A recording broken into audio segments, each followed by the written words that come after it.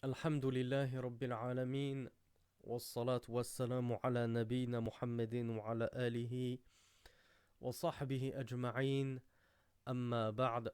On arrive à la cinquième spécificité de la salafiyah, de ce deuxième grand chapitre sur les particularités de ce minhaj béni, et qui est que annahum yashtaghiluna bi iqamati ad-din bi talabi al-ilm al-shar'i wa tatbiqihi. Cheikh Mohamed Bazmoul nous dit que la cinquième caractéristique des salafis, c'est qu'ils se préoccupent de l'étude de la science. Et bien sûr, l'étude de la science religieuse, pas n'importe quelle science, pas les sciences mondaines ou profanes, mais la science religieuse, la science du Coran et de la Sunna. Wa tatbiqihi et sa mise en application. Donc ça, on l'avait déjà expliqué dans certains de nos précédents cours, qu'il est indéniable lorsqu'on regarde l'ensemble de la Ummah islamia, de la communauté musulmane, et qu'on regarde qui sont ceux qui s'occupent le plus de l'étude de la science, qui sont ceux qui font le plus d'efforts dans l'apprentissage de la religion et de son enseignement et ensuite de sa mise en pratique, eh bien on trouve que ce sont les salafis. En apparence déjà, qui est-ce qui applique le Coran et la Sunna? Quand je dis en apparence, c'est-à-dire juste physiquement, qui c'est qui applique la sunna de la barbe? Qui c'est qui applique la sunna du vêtement qui ne dépasse pas la cheville? Qui c'est qui applique la sunna du djilbab? Qui c'est qui applique la sunna du niqab, etc. Rien qu'en pure apparence physique, déjà, seuls les salafis font l'effort de cheminer derrière cette sunna. Et ça, c'est que pour l'apparence. Alors imaginez-vous sur les sunan intérieurs ou les sunan dans le comportement, etc. Pour ne même pas parler des sunan. Et lorsque je dis sunan, c'est dans le sens de guidée prophétique et non pas de choses facultatives et surrogatoires. Pour ne même pas parler des sunan relatives au tawhid, à la aqidah. Donc vraiment, c'est indéniable, indubitable. Les salafis sont ceux qui se préoccupent le plus de l'étude de la science et de son application. Et Cheikh Mohamed Bazmoul nous dit que ceci est une de leurs particularités. C'est par ceci qu'ils se singularisent et qu'ils se détachent du reste des autres musulmans. Donc le Cheikh Mohamed Bazmoul, hafidhahullah, nous dit Wala ilmu indahum huwa ittiba'ul athar. Ça c'est très important. La science chez eux, c'est quoi? C'est le suivi des récits. Des récits de qui? Des récits du prophète sallallahu alayhi wa sallam, ainsi que ceux des compagnons et des salafos salih. Donc la science chez nous, c'est le suivi des récits. فهم يجمعون الآيات والأحاديث والآثار الواردة عن الصحابة ويتفقهون فيها ويتبعون كلام السلف ولا يحدثون من الأقاويل في فهم النصوص ما يخرجون به عن كلام الصحابة رضوان الله عليهم. Cheikh Mohammed Hafizahullah nous dit que eux, les salafis, ils regroupent les versets, les ahadiths, les paroles du messager d'Allah sallallahu alayhi wa sallam, les athar. Alors, petite explication technique, lorsqu'on parle de ahadith puis de athar, comme je vous l'ai dit, le terme athar est un terme général qui désigne tous les récits, que ce soit les récits du prophète ou des compagnons ou de leurs élèves et des salafos salih, etc. Mais lorsqu'on a le mot athar en présence du mot hadith, c'est pour opérer une distinction. Et alors hadith, c'est ce qui est attribué au prophète, et athar, c'est ce qui est attribué à ceux qui sont en dessous du prophète, les compagnons, leurs élèves, etc. etc. Donc Cheikh Mohamed Bazmoul nous dit que les salafis, ils regroupent les versets coraniques, ils regroupent les récits du prophète sallallahu alayhi wa sallam, ils regroupent les récits des compagnons du prophète sallallahu alayhi wa sallam, wa yatafaqqahuna fiha, et ils cherchent à en extraire le fiqh, c'est-à-dire la compréhension de ces versets coraniques, de ces propos prophétiques. C'est pas juste on les apprend bêtement par cœur pour dire regardez, moi j'ai un isnad qui remonte jusqu'au prophète, regardez, moi j'ai un livre de hadith, je le rapporte de un tel, qui le rapporte d'un tel, qui le rapporte d'un tel jusqu'au prophète. Les gens de la bid'a aiment se vanter de ça.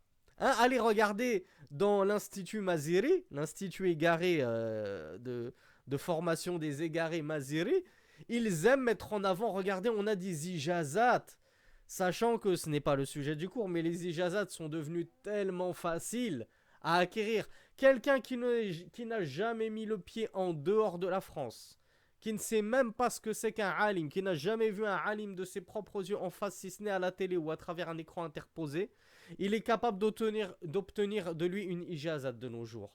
Il suffit d'assister au durus, à l'écoute, maintenant via internet, et sans même imtihan, sans même examen final, sans même que le shir ne t'interroge, comme tu as assisté à tous les cours, il te donne une ijaza. Et maintenant, les mubtadi'a, les gens de la passion et les innovateurs, courent après ces ijazat pour se donner un semblant de science et de crédibilité. Et pour avoir l'air plus intelligent qu'ils n'en ont l'air. Ou plutôt pour avoir l'air moins bêtes qu'ils ne le sont réellement. Donc ces ijazat, à quoi bon courir après? À quoi bon avoir 5 ans? Bien sûr que c'est important, hein. Personne ne dit le contraire. On n'est pas en train de dédaigner et de renier les mérites des ijazat. On te dit juste, ça ne fait pas tout. L'ijaza ne fait pas tout. De la même façon qu'un diplôme ne fait pas tout, c'est pas parce que tu es diplômé de Médine que ça veut dire que tu es quelqu'un de confiance ou de fiable. Regardez Alain Ali. Ça fait des années que je vous parle d'Alain Ali. Le grand diplômé de Médine, grand dans le sens qu'il a un diplôme de Médine, tout le monde est ébahi. Yassine Salaf lui-même s'est fait avoir, alors que j'ai passé 1 an à le mettre en garde contre la clique de Alain Ali, Matmati, Mohamed Nadir, Nader Abouanas, ce Yassine Salaf qui me faisait croire qu'il n'écoutait que moi, Karim Zentissi, et qu'il n'était pas du tout ami avec ce Alain Ali, qu'il n'écoutait pas, qu'il ne lui faisait pas confiance, qu'il n'était pas ami avec Vincent Souleyman. Regardez ce qu'est devenu Yassine Salaf. Regardez l'appât de la célébrité, la recherche de la gloire, la recherche de toujours vouloir se mettre en lumière. On tombe d'un minhaj où on se prétend salaf, on se fait appeler salaf soi-même pour perdre les foules, alors qu'en fait on est un puré ikhwani. Et on chemine sur le chemin des ikhwani. Et on mange à toutes les tables à partir du moment où quelqu'un veut bien nous mettre un micro à la bouche et nous mettre en lumière et nous accorder une petite place dans sa mosquée pour faire des conférences. Donc là je ferme la parenthèse parce que certaines personnes me demandent souvent le cas de Yassine Salaf qui fait des dégâts sur Snapchat, mais maintenant il commence à avoir certaines notoriétés et popularité. Et voilà pourquoi il faut que les frères soient sur leur garde. Moi, je le connais très bien. J'ai échangé avec lui très longtemps, pendant plus d'une année. Je l'ai conseillé pendant plus d'une année parce que j'espérais qu'il ferait attention et qu'il m'écouterait lorsque je le mettais en garde contre ces gens que je voyais qu'il était attiré par ces gens-là. Il était attiré par leur notoriété, par leur célébrité. Je sentais qu'il voulait surfer sur cette vague-là. Et je lui disais, fais attention. Beaucoup de jeunes t'écoutent. Si tu tombes, tous les jeunes qui t'écoutent vont tomber avec toi. Et tristement, il est arrivé ce qui est arrivé maintenant, alors qu'il me jurait qu'il n'écoutait pas Alain Ali, que pour lui ce n'était pas quelqu'un de profitable. Maintenant, il suffit d'écouter sa dernière conférence dans la mosquée d'Alain Ali pour l'entendre faire les éloges de ce Alain Ali, qui est l'un des plus grands égarés et égareurs de la sphère francophone. Tout ça pour retomber sur nos pattes. Ce n'est pas tout diplômé de Médine qui est fiable. Et donc ce n'est pas tout détenteur d'ijaza qui est fiable. Pourquoi? Parce qu'une ijaza, ça veut dire juste que tu as entendu cela. Tu as entendu par exemple le Coran de ton cheikh jusqu'à le messager d'Allah sallallahu alayhi wa sallam. Et oui, il faut savoir, dans le Coran, on a des ijaza de qira et des ijaza de hifz. On a une ijaza où la personne elle a appris le Coran par cœur et elle l'a lu sur son cheikh. Et il y a d'autres ijaza après lesquelles de plus en plus de personnes courent parce que c'est beaucoup plus facile à obtenir. C'est juste je lis le Coran. Comme ça, je ne fais même pas l'effort de l'apprendre par cœur. Juste je lis le Coran sur mon cheikh et une fois que je l'ai fini, j'ai mon ijaza. Et les ijazas, comme je vous l'ai dit dans le hadith, elles sont encore plus faciles à obtenir. Il suffit que tu entendes la narration par exemple des 40 Nawawiya, à la fin le shir te donne une ijaza même si tu n'as rien compris à ces ahadith. Et comme on les a dit comme on l'a dit dans le cours précédent, la science ce n'est pas la profusion de riwaya. Ce n'est pas la profusion dans la mémorisation de paroles prophétiques, de récits prophétiques, de récits des compagnons. C'est pas ça la science. La science c'est il vaut mieux en avoir peu mais les avoir compris, puis les mettre en pratique, plutôt qu'en avoir des centaines et des milliers en tête, mais de ne même pas les avoir compris, et encore moins de les mettre en pratique, voire même de mettre en pratique tout le contraire.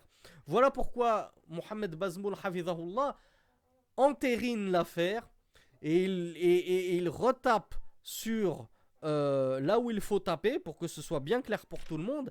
La science chez eux, chez les gens de la sunna et du groupe, c'est de réunir toutes les paroles. C'est pas je prends juste le Coran et je rejette la sunna comme le font les coranistes. C'est pas je prends le Coran et la sunna et je rejette les paroles des sahaba comme le font les mubtadi'a, les gens des passions, qui veulent donner au Coran et une interprétation, qui veulent donner au Coran et au hadith leur interprétation à eux. Parce que l'interprétation des compagnons ne leur convient pas. Elle ne sied pas à leur passion. Non, nous on prend toutes ces paroles-là. C'est ça qui est super important. C'est pas juste on les prend et on les mémorise bêtement pour dire regardez moi je suis hafidhul Qur'an, je suis hafidhul Sahihain.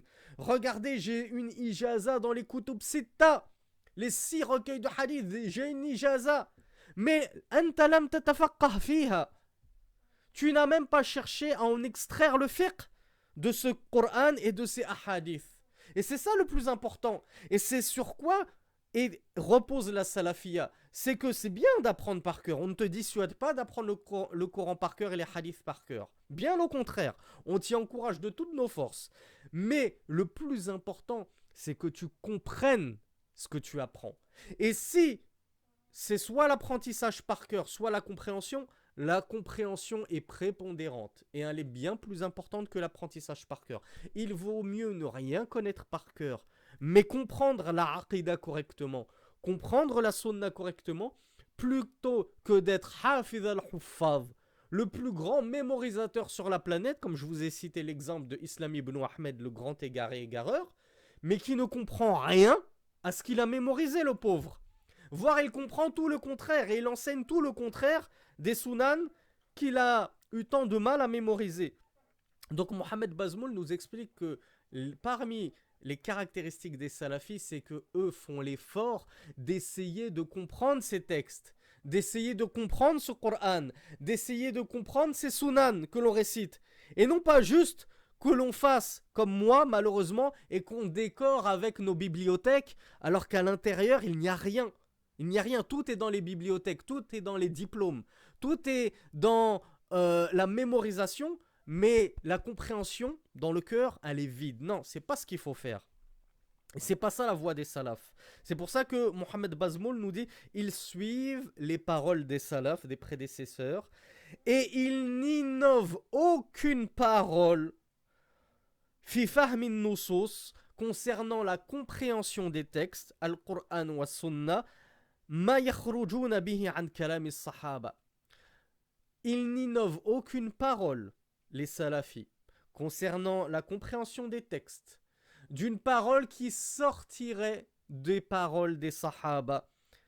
Donc, nous, on s'arrête à quoi? On s'arrête aux paroles des compagnons et des pieux prédécesseurs, dans l'explication des textes. Tu ne vas pas apporter une nouvelle explication en 2021, comme le font certains mubtadi'a, certains innovateurs qui vous disent voilà, moi Allah m'a révélé un tafsir. Allah m'a révélé l'explication, l'exégèse d'un verset que personne avant moi ne connaissait. Allah m'a inspiré, alors qu'on sait que ce sont les shayatines qui les inspirent, Allah m'a inspiré une interprétation de ce hadith que personne avant moi n'a tenu. Mais Akhi, tu t'enorgueillis de cela alors que c'est une tare. C'est un vice, c'est un défaut. Tu devrais être couvert de honte de dire ça. Parce que la science, ce n'est pas ce que les shayatines t'inspirent. La science, c'est de t'arrêter là où se sont arrêtés les salafus salih. Et c'est ce que nous dit Mohamed Bazmoul. La voie des salafs, c'est qu'on prend la science des paroles d'Allah, de son messager, selon la compréhension des sahaba. Et on n'innove pas de paroles qui va à contresens de ce qu'a apporté les compagnons, de ce qu'ont apporté les compagnons, de ce qu'en ont compris des textes les compagnons. La science, c'est qala Allah, qala Rasulullah, qala Sahaba, comme on va le voir plus tard, incha'Allah. Donc Mohamed Bazmoul nous dit, qala ibn Taymiyyah rahimahullah, al-ilm al-mashru' والنسك المشروع مأخوذ عن أصحاب رسول الله صلى الله عليه وعلى آله وسلم وأما ما جاء عمن بعدهم فلا ينبغي أن يجعل أصلا وإن كان صاحبه معذورا بل مأجورا لاجتهاد أو تقليد. Là, Ibn Taymiyyah nous apporte une très jolie parole. Il nous dit la science légiférée, le culte légiféré, il est pris des compagnons du messager d'Allah sallallahu alayhi wa sallam. Et est-ce que les compagnons du messager d'Allah ont pris autre chose que Al-Qur'an wa Sunnah, le livre et la Sunnah? Non, ils n'ont rien pris d'autre que cela. Voilà pourquoi la science, c'est de prendre ce sur quoi étaient les compagnons. Parce que ce sur quoi étaient les compagnons, c'était le Coran et la Sunnah pure, sans ajout, sans diminution. Voilà pourquoi Ibn Taymiyyah nous dit, quant à ce qui est venu après eux, après les compagnons, alors il ne convient pas d'en faire un fondement, un asr, c'est-à-dire prendre par exemple la parole d'une personne qui est venue après les compagnons et de faire de cette parole-là un pilier, un fondement, comme le font par exemple les Ikhwan al-Muslimun. Ils se sont inventés des règles qui n'existaient absolument pas au temps des compagnons du messager d'Allah. Et ces règles-là, ils en font des piliers, des fondements de leur minhaj, de leur religion et de leur secte. Ibn Taymiyyah nous dit, donc il ne convient pas de prendre ce qui est venu après les compagnons et d'en faire des règles immuables. Il nous dit quand bien même celui qui aurait apporté cette parole ou cette règle serait excusé et excusable pour cause d'ijtihad ou de taqlid, d'imitation. Ijtihad, c'est-à-dire quoi?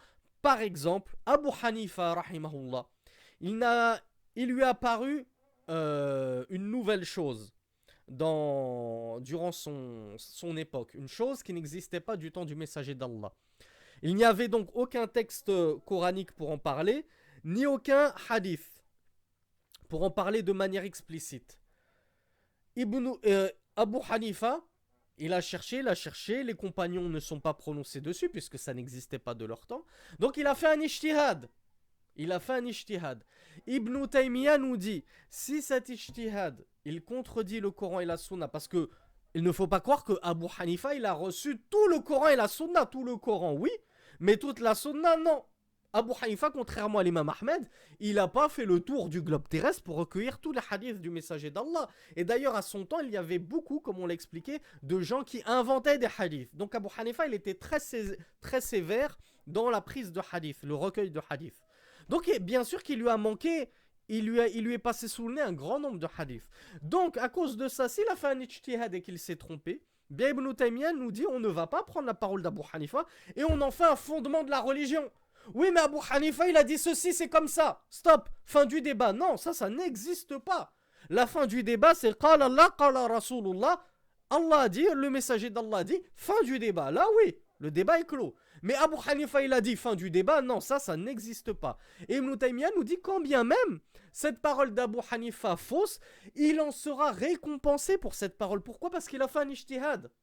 Et Rasulullah dit que celui qui fait un ijtihad, s'il a bon, il a 2 récompenses. S'il a faux, il a quand même une récompense. Pourquoi? Parce qu'il a cherché la vérité. Il a fait un effort. Il s'est fatigué. Il a beaucoup réfléchi pour essayer de trouver la vérité. Il n'est pas volontairement tombé dans l'erreur. Donc, son ijtihad le conduira forcément à une récompense bi'idhnillah. Ou bien un taqlid. Il est ignorant. Il a suivi plus avant que lui. Il ne sera pas fautif parce que lui est ignorant. Mais cette parole fausse qu'il a proférée à cause de son taqlid, on ne doit pas en faire un asl, on ne doit pas en faire un fondement. Les fondements, on les prend du Coran, de la Sunna et des paroles des compagnons comme on va le voir bi'idhnillah. Ensuite, Ibn Taymiyyah poursuit, nous dit فمن بنى الكلام في العلم الأصول والفروع على الكتاب والسنة والآثار المأثورة عن السابقين فقد أصاب طريق النبوة. Celui qui va baser toutes ses paroles dans la religion en matière de science, que ce soit al-usul ou al-furu'. Al-usul, c'est quoi? C'est les fondements. Et généralement, ce qui est voulu par al-usul, c'est la aqida. Ou al-furu', c'est les subdivisions de la religion. Et généralement, ce qui est voulu par al-furu', c'est le fiqh. Ça, c'est l'une des deux explications de usul ou al-furu'. Il y en a qui disent que al-usul, ça concerne aussi, c'est les grands sujets d'aqida et les grands sujets de fiqh. Et al-furu', c'est les petits sujets d'aqida et les petits sujets de fiqh. Peu importe l'avis retenu ici, ce n'est pas bien méchant. Parce que Ibn Taymiyyah nous parle justement d'al-usul ou al-furu'. Donc, toute la religion. Il nous dit celui qui va baser sa science dans toute la religion sur Al-Kitab, le livre d'Allah, le Coran, wa Sunnah, les propos du messager d'Allah sallallahu alayhi wa sallam, wal athar al-ma'thura an as-sabiqin, et les récits des premières générations. Les récits hérités des premières générations, c'est qui? Les salafus salih, les pieux prédécesseurs, et à leur tête, le messager d'Allah, les compagnons, leurs dignes élèves, leurs nobles élèves. فَقَدْ أَصَابَ طَرِيقَ النُّبُوَّةِ. Celui-là, celui qui va se baser dessus, il aura cheminé pleinement sur le chemin de la an-nubuwwa, sur le chemin prophétique. Il aura suivi pleinement les pas du messager d'Allah. Pourquoi? Parce que les salafus salih, les pieux prédécesseurs, suivaient les compagnons.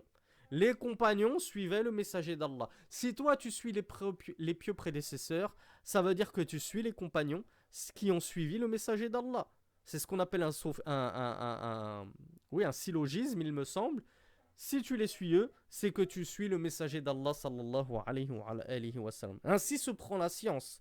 Mais Ibn Taymiyyah nous dit وَكَذَلِكَ مَنْ بَنَى الْإِرَادَةَ وَالْعِبَادَةَ وَالْعَمَلَ وَالسَّمَاعَ المتعلقة بأصول الأعمال وفروعها من الأحوال القلبية والأعمال البدنية على الإيمان والسنة والهدي الذي كان عليه محمد صلى الله عليه وعلى آله وسلم وأصحابه فقد أصاب طريق النبوة. Et de la même façon, celui qui va baser toutes ses adorations, celui qui, dans le moindre de ses rites cultuels, va suivre le Coran, la Sunna, les Sahaba, les pieux prédécesseurs, Asab as-Sunnah. Il est sûr d'avoir juste. Il est sûr d'avoir juste. Le messager d'Allah ne s'est pas trompé. Dans le Coran, il n'y a aucune erreur. Bon, ben si tout chez toi, toute ta pratique religieuse est basée sur le Coran et la Sunna, forcément, tu es sûr que tu ne feras jamais d'erreur, bi'idhnillah. Illa ma arad Allah subhanahu wa ta'ala, puisque la perfection n'appartient qu'à Allah. Mais en tout cas, tu ne seras pas réprouvé et réprimandé et blâmé. Pourquoi? Parce que tu auras fait ce qu'il t'était demandé, suivre le Coran, la Sunna et les compagnons du messager d'Allah sallallahu alayhi wa sallam. Tajidul imam Ahmed. Là, c'est toujours les propos de l'imam Ibn Taymiyyah rahimahullah. Il nous dit Tajidul imam Ahmed idha dhakara usul sunna qal hiya tamassuku bima kana alayhi ashabu rasulillahi sallallahu alayhi wa sallam. L'imam Ahmed, il a un livre, si Allah nous permet d'en faire la traduction et l'explication un jour, ce serait très profitable parce qu'il est exceptionnel. Un livre dans la Aqidah el-Minhaj, très concis mais très bénéfique. Il a évoqué dans ce livre qui s'appelle Usul as-Sunnah, les fondements de la Sunna. Il a dit c'est quoi la Sunna? C'est quoi Usul as-Sunnah? Quels sont les fondements de la Sunna? L'imam Ahmed a dit c'est at-tamassuk, le fait de s'accrocher à ce sur quoi étaient les compagnons du messager d'Allah sallallahu alayhi wa sallam. Regardez comme la définition est simple. C'est quoi les fondements de la Sunna? Tu t'accroches, c'est-à-dire tu te cramponnes au pas des compagnons du messager d'Allah. Tu t'accroches à ce sur quoi ils étaient. Wa kataba at-tafsir المأثور عن النبي صلى الله عليه وعلى آله وسلم والصحابة والتابعين وكتب الحديث والآثار المأثورة عن النبي صلى الله عليه وعلى آله وسلم والصحابة والتابعين وعلى ذلك يعتمد في أصوله العلمية وفروعه حتى قال في رسالته في خليفة وقته المتوكل لا أحب الكلام في شيء من ذلك إلا ما كان في كتاب الله أو في حديث عن رسول الله أو الصحابة أو التابعين فأما غير ذلك فالكلام فيه غير محمود. Et enfin, Ibn Taymiyyah nous dit que l'imam Ahmed, il a écrit, c'est-à-dire il a recueilli le tafsir, l'exégèse coranique, de la part des compagnons et des tabi'in. Alors ça ne veut pas dire que l'imam Ahmed a rencontré directement les compagnons et les tabi'in, mais il a pris leurs exégèses. Il a pris des chouyours, qui l'ont pris des tabi'in et des compagnons du messager d'Allah. Donc l'imam Ahmed, rahimahullah, s'était vertué à recueillir leurs paroles dans l'exégèse coranique. De même qu'il a compilé et écrit les récits prophétiques et les athar, les paroles des compagnons du messager d'Allah, ainsi que de leurs élèves. Il a dit, et sur cela, c'est-à-dire sur le Coran et son exégèse, et les hadiths et leur explication, et les paroles des compagnons et des tabi'in et leur explication, sur cela il a bâti ses fondements et ses furu', et les branches sous-jacentes, contraires de fondements. Donc l'imam Ahmed, que ce soit les fondements ou les branches subsidiaires de la religion, l'un et l'autre, il les a basés sur ça, sur le Coran, la Sunna, les athar.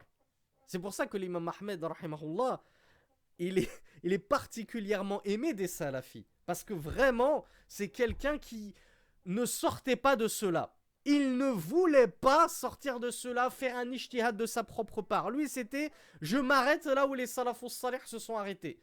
J'ai pas envie de faire d'ijtihad de ma propre personne. Il était d'une fidélité incroyable au texte. Rahimahullah. Et c'est pour ça qu'Ibn Taymiyyah nous dit, à tel point qu'il a dit dans sa missive qu'il a écrit au calife de son temps, Al-Mutawakkil, et je vous avais dit dans le cours précédent qu'il s'était fait emprisonner à cause de sa fermeté sur la parole que le Coran est la parole d'Allah, incréée. Il a fait preuve de fermeté alors que beaucoup de ulama de son temps, eh bien, pour éviter les coups de fouet, eh bien, on dit cette parole-là, mais leur cœur était mutma'in, il était tranquille, il savait que c'était une erreur et une parole d'hérésie, mais c'était juste pour esquiver la prison et les châtiments corporels. Mais l'imam Ahmed, lui, a dit, si moi je flanche, c'est toute la umma qui va flancher. Parce que je suis suivi, je sais que je suis suivi, je sais que ma parole a un poids. Et si, moi, l'imam Ahmed, je dis que le Coran est créé, alors c'est toute la umma qui a jamais dira le Coran est créé. Voilà pourquoi certains savants disent que Allah subhanahu wa ta'ala a sauvé l'islam et il a renforcé l'islam par deux hommes. Abu Bakr, après le prophète bien évidemment, Abu Bakr, lorsqu'il a empêché les gens de se soustraire à la zakat durant son temps, parce qu'ils se sont dit ça y est, le messager d'Allah est mort, on ne va plus donner notre zakat.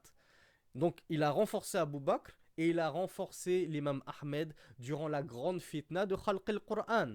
La fitna de la création du Coran, parole innovée par les Mu'tazila. Donc l'imam Ahmed avait dit à ce calife, qui était Mu'tazili, al-Mutawakkil, il lui a dit, je n'aime pas parler de ces choses-là, c'est-à-dire des choses dans la religion, si ce n'est sur la base du Kitabullah, du livre d'Allah, ou d'un hadith du messager d'Allah, ou des compagnons, des récits des compagnons, ou des tabi'in, leurs élèves. Donc, as-salafus salih. Il a dit quant à autre que cela, tout ce qui n'est pas Coran, tout ce qui n'est pas récit prophétique, tout ce qui n'est pas parole de compagnons ou de tabi'in, il a dit fal kalamu fihi ghayru mahmoud. Parler à ce sujet-là n'est pas louable. Il n'y a aucun bénéfice à parler d'autre chose que de cela. Toute la religion se résume à ça, le Coran, la Sunna, les paroles des salafus salih. Et l'imam Ahmed n'aimait pas parler d'autre chose que cela. Il se cramponnait à ces bases-là. وكذلك في الزهد والرقاق والأحوال فإنه اعتمد في كتاب الزهد على المأثور عن الأنبياء صلوات الله عليهم من آدم إلى محمد ثم على طريق الصحابة والتابعين ولم يذكر من بعدهم. De la même façon que l'imam Ahmed, il a écrit des livres dans, comment on pourrait appeler ça, l'ascétisme, az-zuhd. L'ascétisme, il a écrit des livres dedans, et ces livres, ou son livre en tout cas, qu'il a écrit dans az-zuhd, Ibn Taymiyyah nous dit qu'il l'a basé que sur Al-Ma'thur. Al-Ma'thur, c'est-à-dire quoi? Ce qu'on a hérité du messager d'Allah, sallallahu alayhi wa sallam. Et là, il nous dit carrément Al-Ma'thur anil anbiya min Adam ila Muhammad, salawatullahi alayhim. Dans son livre Az-Zuhd, il s'est basé sur tous les récits prophétiques de tous les prophètes, de Adam jusqu'à Muhammad, sallallahu alayhi wa sallam. Il a dit, puis, il s'est basé sur des paroles des compagnons, puis des paroles des tabi'in, leurs élèves, walam yadhkur man ba'dahum. Et il s'est limité à ça. Il n'a pas évoqué ceux qui sont de la génération en dessous des tabi'in, qu'on appelle atba'u tabi'in, qui sont aussi des gens très illustres, très nobles. Mais le messager, l'imam Ahmed, lui, il s'arrêtait aux tabi'in. C'était sa limite. Je prends de ça Allah, le messager d'Allah, les compagnons, les tabi'in. Je ne prends plus après eux. Et on va comprendre pourquoi. Ce n'était pas le seul à faire ça. Abu Hanifa lui-même faisait ça. On va le voir bi'idhnillah. وكذلك وصفه لآخذ العلم أن يكتب ما جاء عن النبي صلى الله عليه وعلى آله وسلم ثم عن الصحابة ثم عن التابعين. Et Ibn Taymiyyah nous dit de la même façon que l'imam Ahmed a décrit le talib ilm comme étant celui qui va écrire, qui va compiler, qui va recueillir, qui va faire l'effort de s'attacher à les paroles du messager d'Allah, les paroles des compagnons et les paroles des tabi'in. Il a limité ceci à ces trois générations. Voilà, chaque anna ma'rifata. Alors je regarde, donc la fin des... Je veux pas faire la même erreur que dans le cours dernier. Là c'est la fin des propos d'Ibn Taymiyyah. Donc là on commence les propos de Mohammed Bazmoul hafizahullah. Il nous dit voilà chaque anna ma'rifata aqwal as-salaf min as-sahabati wa tabi'in wa a'malihim wa ijma'ihim bal hatta ikhtilafihim anfa'u min ma'rifati aqwal al-mutaakhirin wa a'malihim.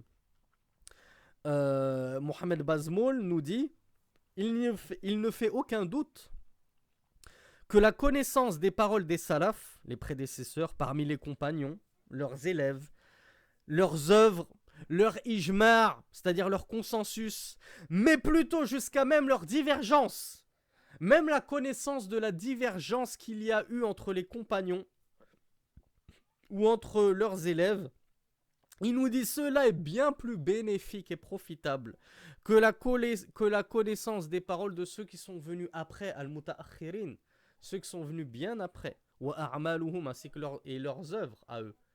Et de nos jours, c'est triste, mais on trouve quelques frères, hein, on va pas mettre tout le monde dans le même panier, mais on trouve quelques frères et quelques sœurs pour qui la salafiyya, c'est juste qala Sheikh Rabi'. Qala Sheikh Rabi'. Il y en a, c'est Qala Sheikh Ibn Baz, Ibn Uthaymin, Al-Albani. Il y en a, c'est juste Qala Sheikh Fawzan. Et ça, c'est pour les meilleurs d'entre eux. Ils vont s'arrêter à les plus illustres de nos savants actuels, ou ceux qui sont morts il y a juste une décennie ou deux. Rahimahumullah. Pour ceux qui sont morts, qu'Allah leur fasse miséricorde. Mais Mohammed Bazmoul te dit, t'attacher aux paroles des toutes premières générations, chercher à comprendre leur fiqh à eux et à connaître leurs paroles à eux, à connaître même leurs divergences à eux, c'est bien plus profitable, pas juste à toi, c'est plus profitable à tout le monde que de connaître les paroles des contemporains. Et leur khilaf, c'est bien de savoir que Ibn Baz, Ibn Uthaymin, Al-Albani, ils ont divergé sur, comme je vous l'ai dit hier ou avant-hier, enfin dans le cours précédent ou l'avant-cours, sur la question du devenir des enfants des mécréants, lorsqu'ils meurent enfants, avant même d'avoir atteint la puberté. C'est bien de connaître la divergence de ces trois savants-là, rahimahumullah, mais c'est encore mieux de connaître les paroles des salafus salih à ce sujet. C'est bien plus bénéfique. Donc on a des gens pour qui la salafiyya, c'est juste Ibn Uthaymin. Il y en a, c'est juste Al-Albani. Il y en a, c'est juste Sheikh Rabi', etc. etc. On va pas dire qu'ils font la même bêtise que les Mubtadi'a, qui sont ta'assiboun de l'imam Abi Hanifa, muta'assiboun de l'imam Malik. Ils ne veulent absolument pas sortir de leur école. C'est des malikites obstinés, bornés, obtus.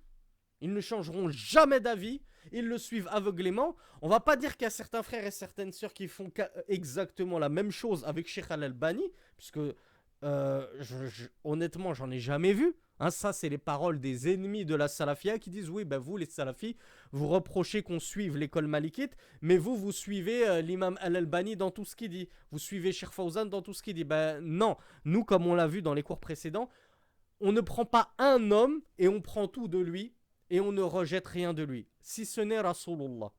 Donc ne nous faites pas croire qu'on prend tout de Cheikh Al-Albani. Moi-même, je vous l'ai dit, parmi les contemporains, c'est Al-Albani et Ibn Uthaymin qui m'ont le plus marqué. Et pourtant, il m'arrive de sortir de leur avis, notamment sur la question de regrouper les prières pour cause de travail ou cause d'école. Moi, je ne suis pas du tout leur fatwa. Au contraire, je suis la fatwa des quatre écoles et des imams bien avant qui disent que ce n'est absolument pas une excuse. Sauf de manière ponctuelle. C'est arrivé une seule fois. Mais c'est pas tous les jours tu rates ta prière à cause de l'école, tous les jours tu rates ta prière à cause du travail, ça n'existe pas ça.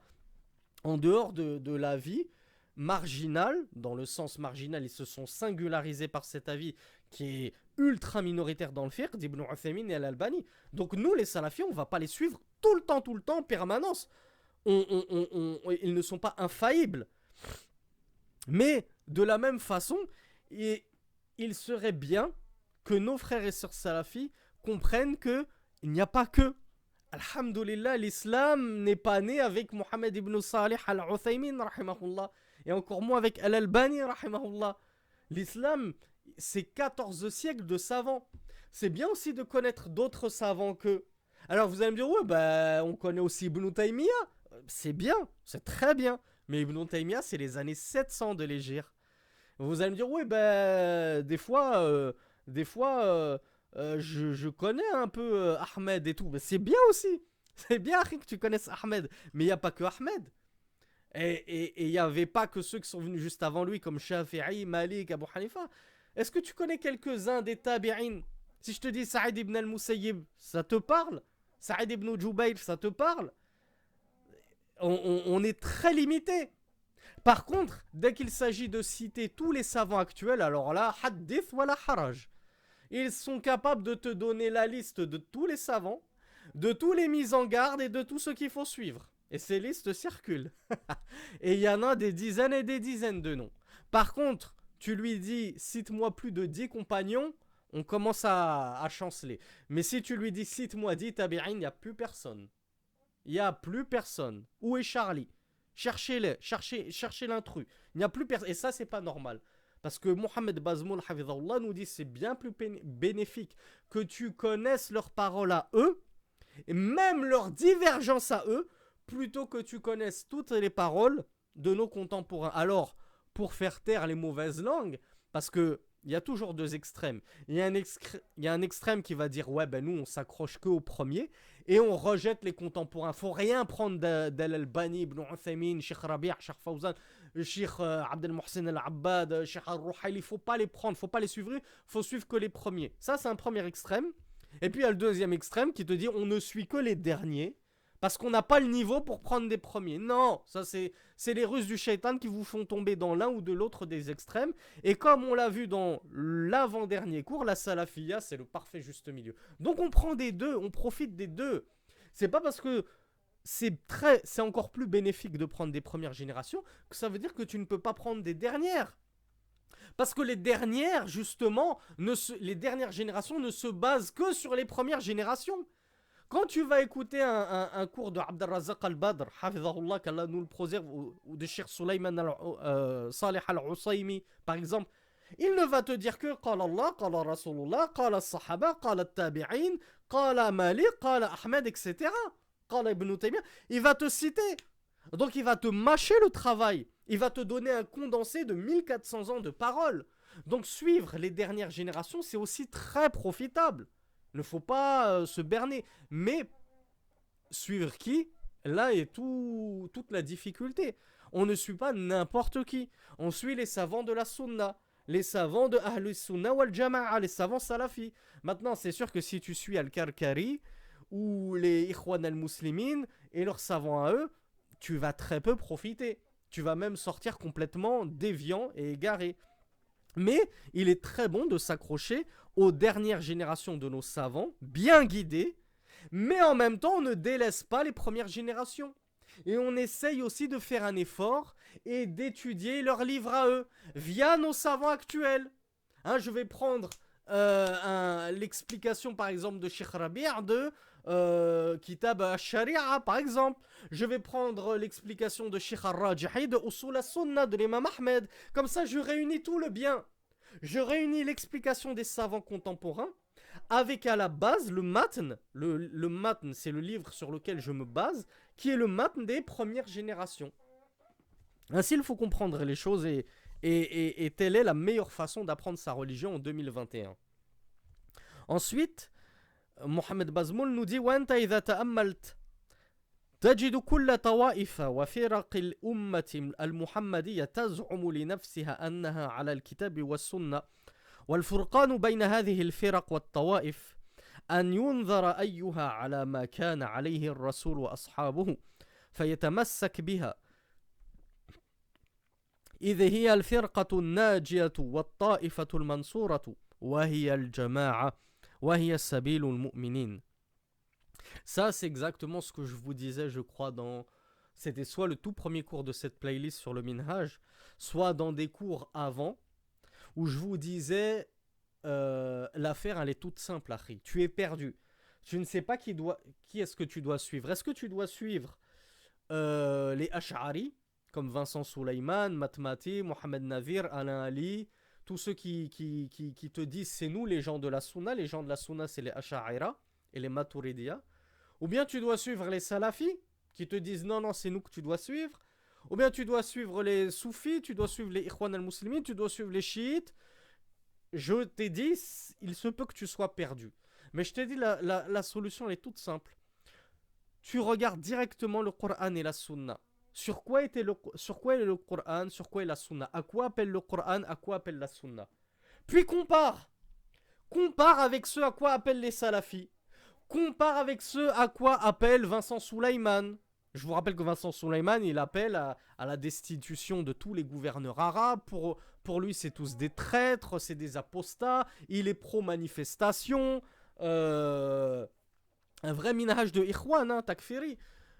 Pareil pour les Mohamed Navir et Alain Ali. Pour eux, c'est les sifatullah, la main d'Allah, wajhullah, tout ça. On ne peut pas dire que ce sont des attributs selon le premier sens qui nous vient à l'esprit, absolument pas. Pour eux, c'est plutôt la puissance, c'est des choses comme ça, etc. Minhaj des Ash'aira.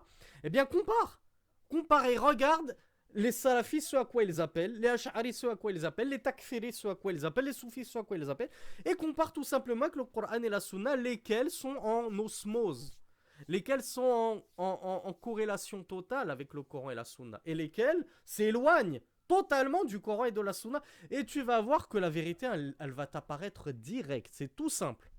Et comme je l'ai dit, je te mâche le travail, je te fais déjà gagner du temps, je te dis que la vérité, c'est la salafia.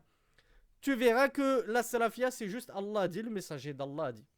On n'enlève rien, on ne rajoute rien, on ne modifie pas l'essence, on ne dit pas qu'al-istiwa, c'est que istawa, ça veut dire istaoula. On ne dit pas que l'élévation d'Allah au-dessus de son trône, ça veut dire qu'il a pris possession du trône par la force. Non, c'est l'élévation de son propre être, de lui-même. Donc Mohamed Bazmoul nous dit que tu trouveras, si tu médites bien, tu trouveras que toutes ces tawaïf, tous ces groupes de l'islam, toutes ces sectes de la communauté de Mohammed, elles prétendent toutes, comme je vous l'ai dit, tout le monde prétend pour elles-mêmes être sur le Coran et la Sunna. Même les Karkaris, vous savez, c'est les harlequins là, qui se déguisent avec des habits de clown et qui dansent comme des possédés en cercle. Avec des ho ho ho. Même eux, ils vont te dire, nous, on ne suit que le Coran et la Sunna, on est sur le Coran et la Sunna. Tout le monde, toutes les sectes prétendent cela. Mais, Cheikh Mohamed Bazmoul nous dit, mais la distinction entre toutes ces sectes et tous ces groupes, c'est de regarder laquelle est ce sur quoi était le messager d'Allah et ses compagnons. Regarde, est-ce que le messager d'Allah et ses compagnons faisaient ce que font les Karkaris? Est-ce qu'ils s'habillaient comme les Karkaris? Non. Est-ce qu'ils s'habillaient en qamis comme les salafis? En djilbab comme les salafiates? Oui. Déjà, eux, ils sont rayés du game, les karkaristes. Tu regardes dans la aqida. Est-ce que le prophète et les compagnons interprétaient les noms et attributs d'Allah comme le font les Asha'ira? Non. Bon, ben Asha'ira, rayez du game. C'est facile, c'est simple. Tu vas vite rayer.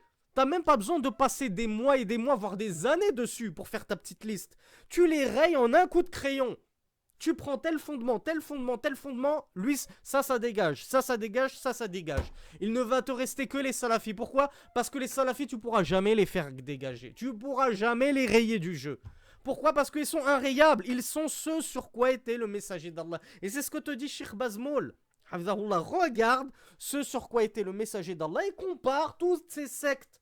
Laquelle est jusqu'à aujourd'hui, en 2021, sur quoi était le messager d'Allah, ainsi que ses compagnons. Et il nous dit, ce groupe que tu trouveras, eh bien sache que c'est le groupe sauvé. Oui, les gens disent, oui, ceux-là, ils se prennent pour le groupe sauvé, mais ce n'est pas on se prend pour le groupe sauvé. Sans gloriole aucune, sans prétention, sans orgueil, sans mauvaise fierté, oui. Ce n'est pas on se prend, nous sommes le groupe sauvé. Les salafis sont sur le groupe sauvé. On ne va quand même pas s'en cacher. On sait qu'on est sur la vérité. Nous sommes exactement sur le chemin d'Allah et de son messager. Pourquoi est-ce qu'on va faire de la fausse modestie? Non, mais non, peut-être que c'est pas nous qui sommes le groupe sauvé. Mais bien sûr que si. Bien sûr que si que nous sommes le groupe sauvé. Et si cela enrage autant les autres, c'est peut-être parce que les autres, justement, n'assument pas de ne pas être le groupe sauvé. Puisque eux, tu ne vas jamais les entendre dire nous sommes le groupe sauvé. Eux, ils disent ouais, ceux-là, ils se vantent d'être le groupe sauvé. Qu'est-ce qu'ils en savent? Ben toi, tu n'oses même pas dire moi, je suis sauvé. Mais nous, les salafis, on te dit oui, nous sommes le groupe sauvé. Ensuite, est-ce que moi, Sami, je vais aller au paradis ou en enfer? Allah seul le sait. Est-ce que Mohamed Bazmoul va aller au paradis ou en enfer? Allah seul le sait. On n'est pas en train de dire que tous les salafis et salafiyates depuis 1400 ans, on va tous aller au paradis, c'est pas ce qui est voulu. Mais on dit de manière générale, ceux qui suivent cette voie-là, c'est le groupe sauvé. Il sera sauvé du feu, de manière générale. Ensuite, en particulier, c'est Allah qui sait. Abu Bakr lui-même, radiallahu anhu, alors que le messager d'Allah l'avait promis au paradis, il avait dit si j'avais un pied au paradis et le deuxième en dehors du paradis, je ne serais pas sûr, je ne serais pas tranquille, je ne serais pas rassuré tant que je n'y aurais pas mis le deuxième pied au paradis. Subhanallah. Abu Bakr avait peur pour lui-même, radiallahu anhu. Et nous, on va dire tous les salafis, chacun du Pakistan, d'Égypte, d'Arabie Saoudite, de France, d'Algérie, du Maroc, de ci, de ça, du Mali, du Sénégal, tous les salafis vont au paradis. Non, ça c'est une autre question. C'est Allah qui rend des comptes. C'est Allah qui va livrer les comptes, c'est pas nous. Mais quel est le groupe sauvé? Quel est le groupe sur la vérité? Oui, c'est les salafis. Nous n'avons aucune honte à le dire. Et ce n'est pas parce que cela enrage les gens de la passion et de l'innovation que nous devons nous cacher de l'affirmer haut et fort. Cette firqa, comme nous le dit Cheikh Mohamed Bazmoul, ce groupe-là, c'est le groupe sauvé At-Ta'ifatul Mansoura. Wahiya al-Jama'a, et c'est ce qu'on appelle al-Jama'a, le groupe. C'est pour ça que nous disons, nous sommes Ahlus Sunna wal Jama'a. Nous sommes les gens de la Sunna et du groupe. Wahiya Sabil al-Mu'minin, et c'est le fameux chemin des croyants que Allah subhanahu wa ta'ala nous a demandé de suivre et de ne pas en dévier. Comme il nous le dit dans cette parole que nous cite Cheikh Mohamed Bazmoul, قال الله تبارك وتعالى ومن يشاقق الرسول من بعد ما تبين له الهدى ويتبع غير سبيل المؤمنين نوله ما تولى ونصله جهنم وساءت مصيرا. Donc Allah Azza wa Jal nous dit dans la sourate Les Femmes, verset 115, et quiconque fait scission du messager d'Allah après plutôt que lui soit apparu la guidée, la vérité, puis il suit un autre chemin que Sabil al-Mu'minin, le chemin des croyants. C'est quoi le chemin des croyants? C'est Al-Jama'a, le groupe. Ce sur quoi était l'ensemble des compagnons, l'ensemble de leurs élèves, At-Tabi'in, lahum fi bil ihsan. Donc j'aurais lu le verset pour ne pas faire de coupure. Et quiconque fait scission du messager après que lui soit apparu la guidée et emprunte un autre chemin que le chemin des croyants, nous l'astreindrons à ceux qu'il a pris pour alliés.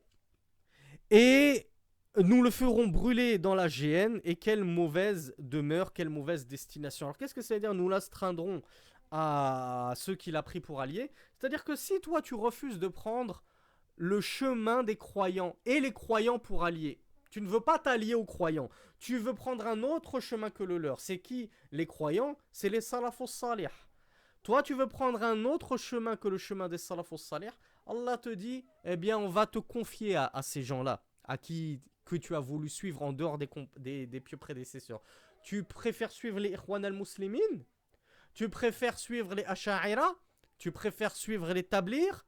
Tu préfères suivre les Karkari? Les Deobandi? Les comment ils s'appellent, les Naqshbandi? Les Boutchichia, etc., etc. Tu préfères suivre les Shia?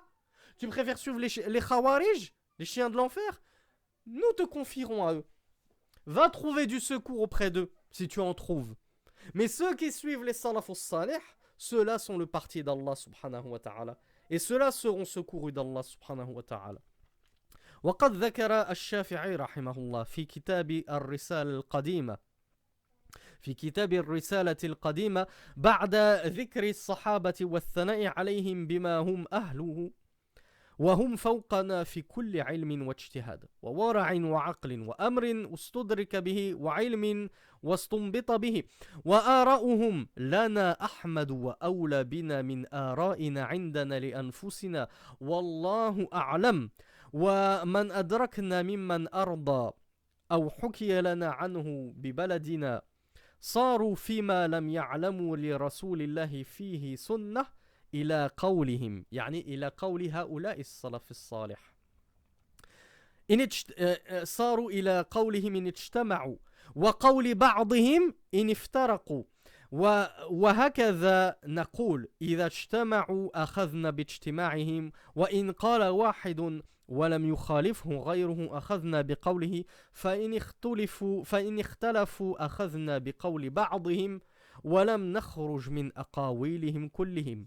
Là, c'est des propos exceptionnels de l'imam al-Shafi'i rahimahullah. Je vous rappelle, imam Shafi'i, qui dit Shafi'i dit élève de l'imam Malik et dit professeur, entre autres, de l'imam Ahmed, fondateur de la 3e école de jurisprudence. Ces propos ont été rapportés par l'imam al-Bayhaqi dans Al-Madkhal ila Sunan al-Kubra. Al-Bayhaqi qui a rapporté les Sunan al-Kubra, l'un des plus grands shafi'ites de son temps. L'imam Shafi'i nous dit dans son livre Ar-Risala al-Qadima, après avoir évoqué les compagnons et les avoir loués en droit, il nous dit, en parlant des compagnons, ils sont au-dessus de nous en toute science et sur tout ijtihad. Les compagnons sont au-dessus de nous, moi Shafi'i, mon élève Ahmed, tous ceux de ma génération. Les compagnons sont bien au-dessus de nous dans toute science, la science du Coran, la science du hadith, même la science du fiqh, tout, la langue arabe, tout, en toute science ils sont au-dessus de nous. Et dans tout ijtihad, tous leurs ijtihadat, ils sont bien meilleurs que les nôtres, que les ijtihad de Shafi'i, que les ijtihad de Malik, que les ijtihad d'Ahmed, etc. Ils sont bien meilleurs. Wa wara'in wa aqlin. Al-wara' c'est la piété, le scrupule pieux. Même dans la piété, dans la crainte d'Allah, ils étaient bien au-dessus des fondateurs des 4 écoles et de leurs contemporains. Il nous dit, wa'aqlin, même en termes d'intelligence, ils étaient bien plus intelligents que nous. Mais subhanallah, qu'est-ce que vous pensez? Ce sont des gens, les compagnons, ridwanullahi alayhim, qu'Allah a choisi méticuleusement pour son prophète. Il les a choisis minutieusement pour accompagner son prophète. Pensez-vous qu'Allah a fait plouf plouf? Pensez-vous qu'Allah a choisi n'importe quoi pour le sceau de la prophétie? Donc les compagnons du messager d'Allah sallallahu alayhi wa sallam, forcément, c'était la crème de la crème. Tu ne peux pas trouver mieux en termes d'hommes, bien sûr, après tous les prophètes et les messagers. Après les envoyés d'Allah, les meilleures personnes qui ont foulé cette terre, c'était les compagnons de Muhammad sallallahu alayhi wa sallam.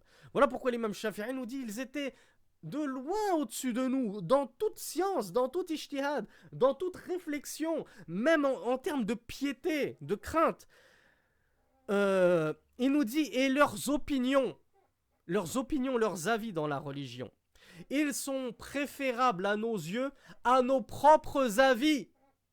Moi, l'imam Shafi'i te dit, je vais faire un ijtihad. Si on me rapporte l'ijtihad d'un compagnon, ben, je vais préférer délaisser mon ijtihad pour prendre l'ijtihad de ce compagnon. Parce que les ijtihads des compagnons sont bien meilleurs à nos propres yeux. Il avait la modestie de dire, l'ijtihad des compagnons sont de loin meilleurs à mes ijtihads à moi et à ceux de mes contemporains. Il le disait en toute humilité, il n'avait pas honte de dire qu'il était moins perspicace qu'eux. Et voilà pourquoi il nous dit, et ceux que nous avons rencontrés, c'est-à-dire les maîtres de l'imam Shafi'i, ses professeurs, ou bien ceux dont nous avons entendu parler, parmi les illustres imams qui n'étaient pas nos professeurs dans d'autres pays, lorsque ils n'avaient pas connaissance d'une sunnah du messager d'Allah, ils avaient recours à leurs paroles, c'est-à-dire aux paroles des compagnons. C'est pas ils avaient recours à un ijtihad, ils allaient commencer à inventer qu'est-ce qu'il faudrait faire. Non, j'ai pas de sunnah. Est-ce que je me réfère à mon esprit, à mon opinion, à mon ijtihad? Non. Second plan, je vais directement puiser dans les paroles des compagnons du messager d'Allah sallallahu alayhi wa sallam. Il nous dit in ijtama'u, lorsqu'il y avait consensus. Donc, je ne trouve rien dans le Coran et la Sunna qui répond à cette nouvelle question qui est apparue. Ça n'existait pas avant. Personne n'en a jamais. Ça ne se trouve ni dans le Coran ni dans la Sunna. L'imam Shafi'i nous dit, si les compagnons se sont réunis sur une seule parole, c'est ce qu'on appelle un ijma', un consensus. Ils étaient tous d'accord sur cette chose-là.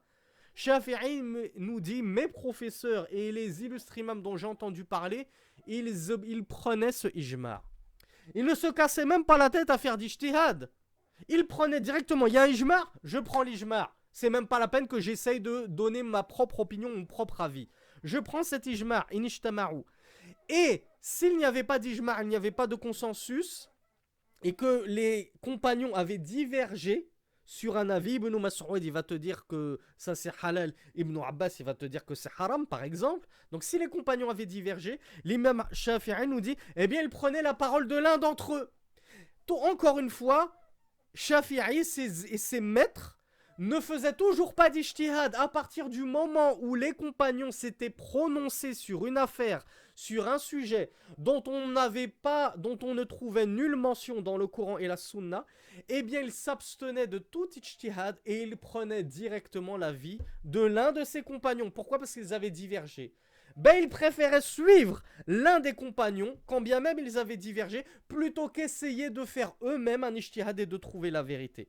Donc voilà pourquoi il nous dit wa qawli ba'dihim in tafarraqu. Ils prenaient la parole de l'un d'entre eux s'ils avaient divergé, c'est-à-dire les compagnons du messager d'Allah.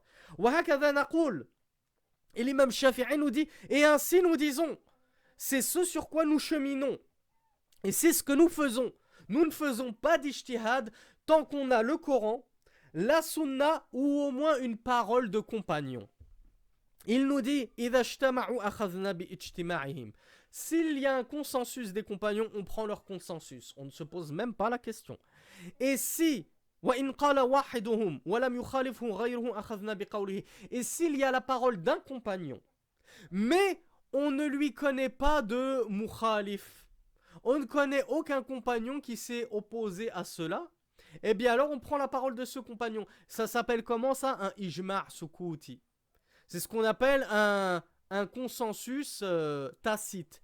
Pourquoi? Parce que on ne connaît personne parmi les compagnons qui s'est opposé à cet autre compagnon et qui a tenu une parole contraire. Donc on considère qu'en fait, tous les compagnons, s'ils se sont tus, c'est parce qu'ils étaient d'accord avec la parole de ce compagnon. Sinon, ils l'auraient contredit. Donc l'imam Shafi'i nous dit, si on a vent, si on a écho de la parole d'un compagnon et que aucun autre compagnon ne l'a contredit ou n'a divergé avec lui, alors on prend cette parole les yeux fermés.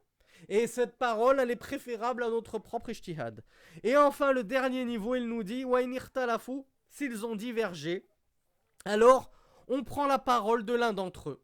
On essaye de prendre la parole qui nous semble le plus juste parmi leurs paroles à eux. Wala nakhruju minha.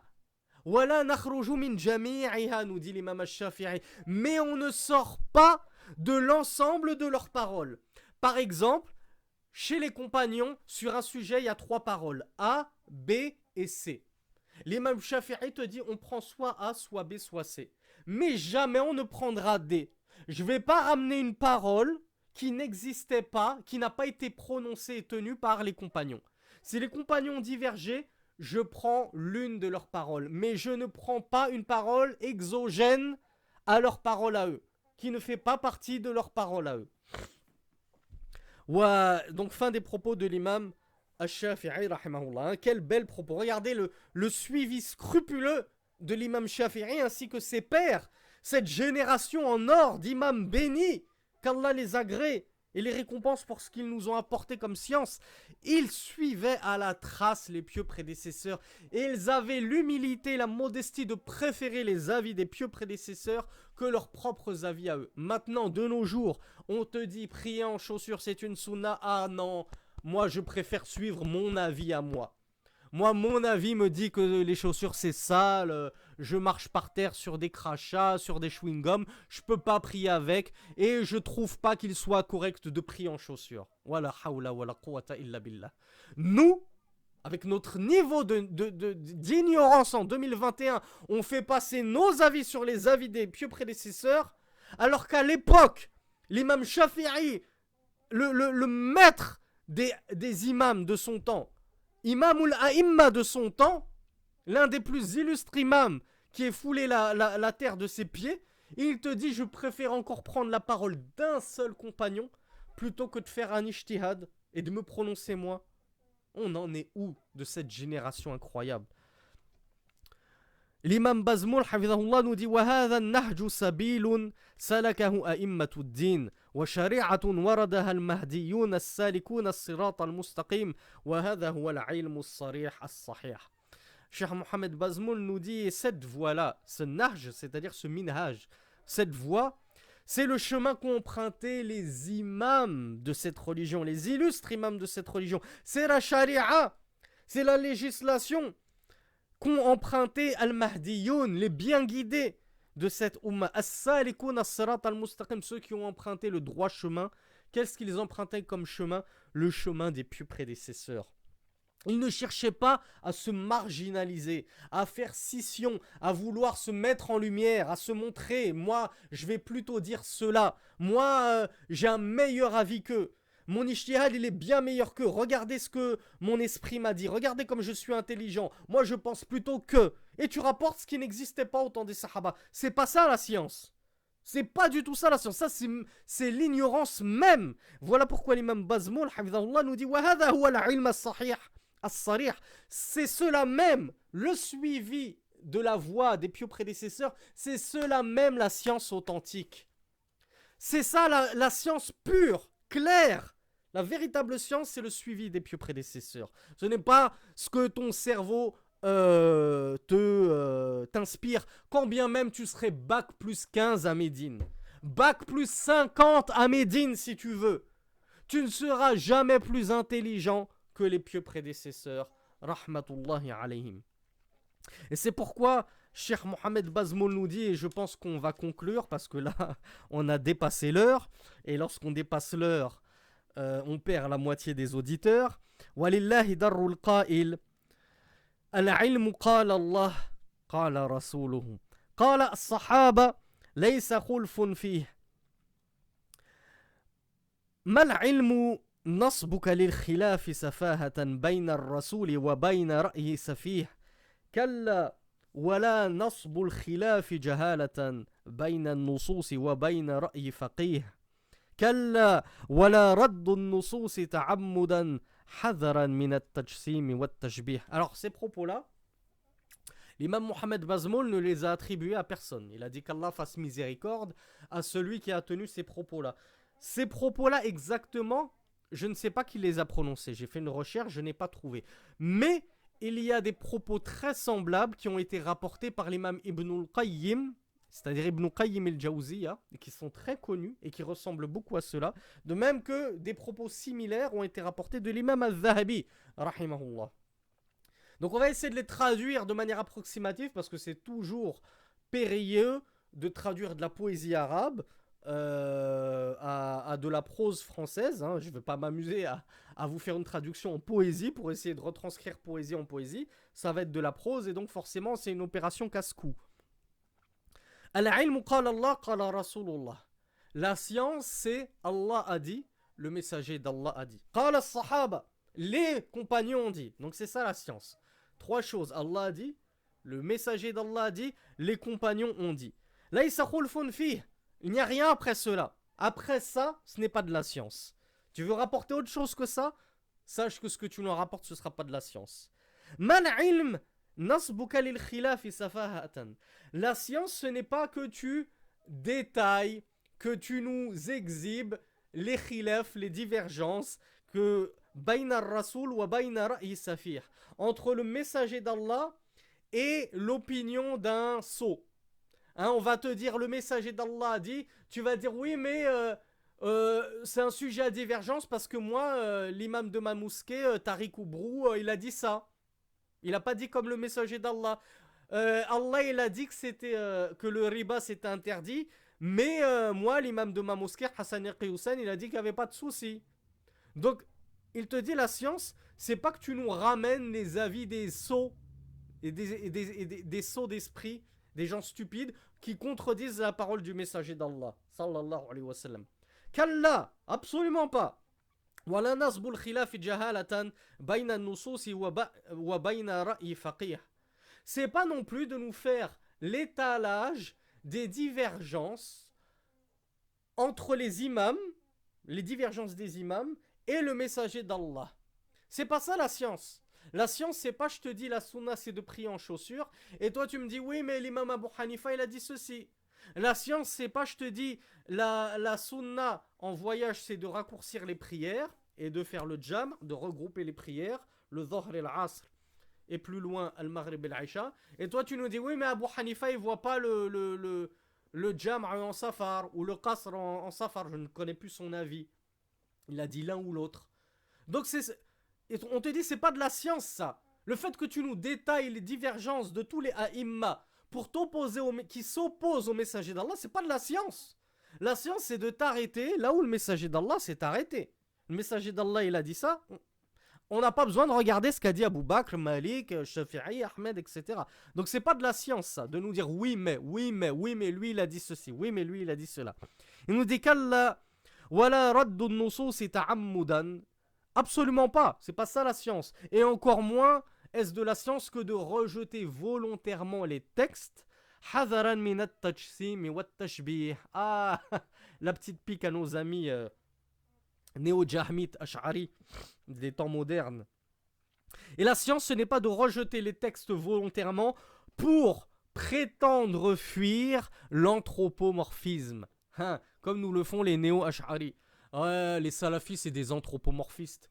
Les salafis ils ont dit qu'Allah il avait une main, il a un pied, que Allah il rit, que Allah il est en colère, que Allah il monte, que Allah il descend, que Allah il est au-dessus des cieux, au-dessus d'un trône.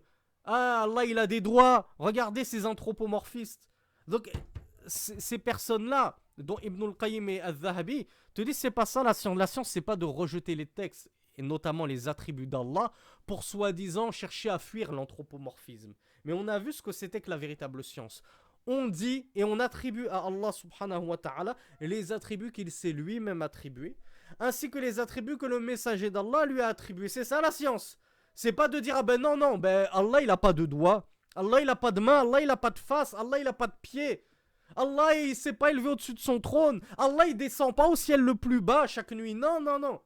On te dit c'est pas ça la science. Là t'es en train de rejeter, soi-disant pour fuir l'anthropomorphisme. Pourquoi? Parce qu'en réalité c'est toi l'anthropomorphiste. Pourquoi? Parce que quand tu entends les attributs d'Allah, ton esprit anthropomorphiste n'arrive pas à s'imaginer autre chose que des attributs humains. Quand on te parle de main d'Allah, de doigts d'Allah, que Allah rit, que Allah monte au-dessus de s'élève au-dessus de son trône, que Allah descend, tu t'imagines un homme.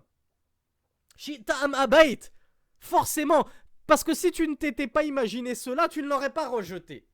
Donc la science, ce n'est pas de rejeter les textes pour fuir l'anthropomorphisme. Et on on conclut et on termine sur, sur ces magnifiques vers de poésie.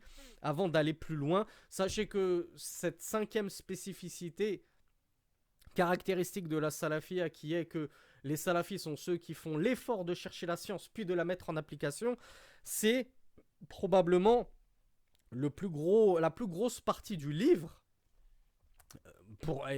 preuve de l'importance de cela chez les salafis. Et je crois qu'il y a 16 pages, que Cheikh Mohamed Bazmoul nous a mis 16 pages là-dessus. Donc sachez qu'il va y avoir plusieurs cours sur ce sous-chapitre, qu'Allah Azza wa Jal nous permette de pouvoir les terminer, Inch'Allah, qu'il nous prête vie aussi longtemps que cela. Subhanakallahumma wa bihamdika ashhadu an la ilaha illa ant astaghfiruka wa atubu ilayk. Wassalamu alaykum wa rahmatullahi wa barakatuh. Wassalatu wassalamu ala nabina Muhammad walhamdulillahi rabbil alamin.